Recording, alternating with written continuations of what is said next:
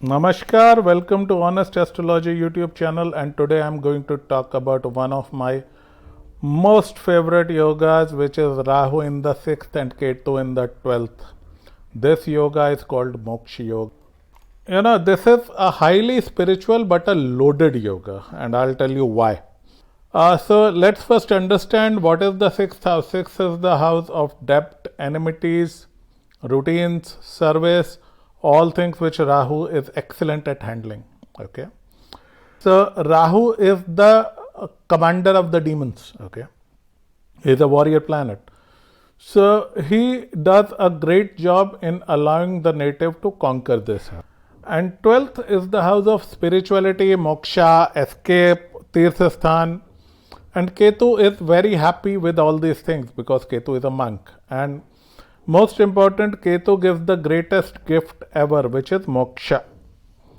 So this has been called Moksha Yoga, and it is believed that the person who has this yoga, this is his last lifetime on this planet, then he'll go to better lokas, okay, better dimensions.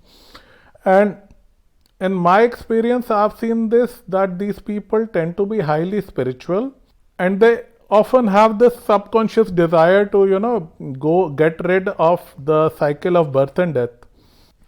So these people are very spiritual and they have a subconscious longing for liberation. Another thing which I have seen, and this I would like to mention as my original contribution. These people have a Ramana Maharishi factor in life. Okay. So Ramana Maharishi, for those people who don't know who he was a saint in Tamil Nadu who died many years ago. But his teachings are freely available on internet, and he is considered one of the greatest saints ever. And whenever I have seen people with Moksha Yoga, they have often been connected to Raman Maharishi or his teachings.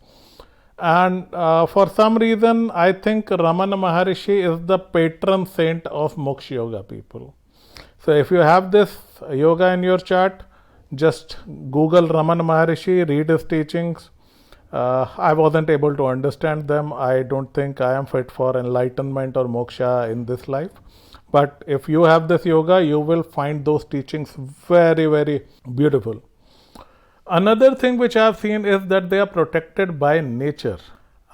Despite all the negativity associated with Rahu, there is one special task that nature has given to Rahu, which is to protect the souls on the path of liberation. As per some scriptures, Rahu has been called Bhakta Rakshak, the one who defends the Bhakta. And Rahu does a very good job at this.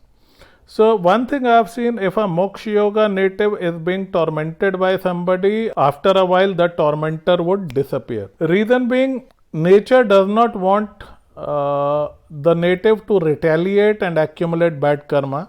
So nature keeps cleaning their path. Once the karmic cleanup is over, they are simply moved out. If somebody, let's say a colleague is harassing them, they might get transferred.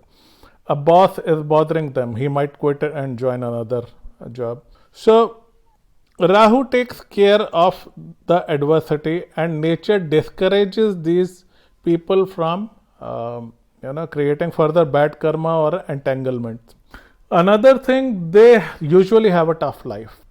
Since it is their last trip to the planet Earth, most of the times they have a life loaded with karmic cleanup. Every soul who has some sort of a pending account with them will come to them. And all accounts have to be settled before nature allows them to move on to the next level. Okay, so their lives are seldom easy. It's a tough life. But I tell them to consider this like a tough security check before taking the flight to a great destination forever. Another bad impact which I have seen is that usually they have one difficult parent who makes their life miserable. So they are treated badly by that particular parent, and that leaves a lifetime scar on their psyche. My belief is that this happens to show them the value of being detached. Second thing which I have seen, again a part of the karmic cleanup, that is tough first marriage. So these people usually have a strong karmic relation with the spouse, and either the spouse is dependent on them or is troublesome. And I have often seen women with this yoga support their husband, who is often a nuisance. And for men, they are usually exploited by the wife, or they are bothered. And once this karmic debt is clear, the relationship dissolves. Either they separate, or they take a divorce, or some such things. And second marriage is a frequent occurrence. So these people almost always keep giving in most relationships in their life, and they have to clean up all the pending karmas in this life. So that's why one tough parent and first bad marriage. And I tell these people not to make a lot of relations, because the more entanglements they have, the more they might have to. So I usually encourage them to do small acts of charity and donation as regularly as they can do, so that as the time passes, they are left with more and more good karma and not much bad karma. And one thing which I have seen is a sudden quick death. And with this yoga, I don't call it death, I call it liberation. Jai Ketu Dev.